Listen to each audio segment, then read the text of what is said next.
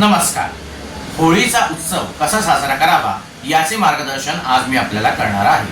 होळीच्या अनेक कथा प्रचलित आहेत. एकदा हिरण्यकश्यपूची बहीण धुंडा राक्षसीन प्रल्हादाला मारण्यासाठी त्याला मांडीवर घेऊन अग्निकुंडामध्ये बसली. प्रल्हाद जिवंत राहिला आणि धुंडा राक्षसीन अग्निकुंडामध्ये जळून भस्मसात झाली. तसेच श्रीकृष्णाला मारण्यासाठी आलेल्या पूतना राक्षसिणीला श्रीकृष्णाने याच दिवशी मारले व लोकांनी जाळून तिची होळी केली. तसेच शंकराला काम प्रवृत्त करण्यासाठी आलेल्या मदनाला जाळून भस्मसात केले, ते याच दिवशी. म्हणून या दिवशी होळीचा उत्सव मोठ्या उत्साहात आणि आनंदात साजरा करावा.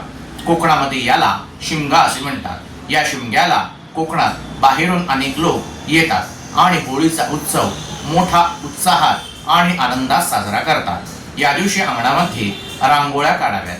एक एरंडाचा दंड उभा करावा. त्याभोवती गोऱ्या व लाकडे रचावी. मध्ये 2 सुपाऱ्या ठेवाव्यात. त्यावर अग्निदेवाचे आणि होलिका देवीचे आवाहन करावे. त्याची पूजा करावी. नमस्ते सर्व कल्याणी, नमस्ते करुणालये, नमस्ते होलिके देवी, रुद्रस्य प्रियवादिनी अशी होलिका देवीची प्रार्थना करावी. नंतर होळी प्रज्वलित करावी. नंतर तिला गंध लावावे, हळद कुंकू वाहावे, फुले वाहावी, धूप दीप नैवेद्य पुरणपोळीचा दाखवावा. नंतर 2 विड्याची पाने, 1 पैसा, 1 सुपारी घेऊन होलिका देवीला अर्पण करावे. होलिका देवीला 1 नारळ अर्पण करावा.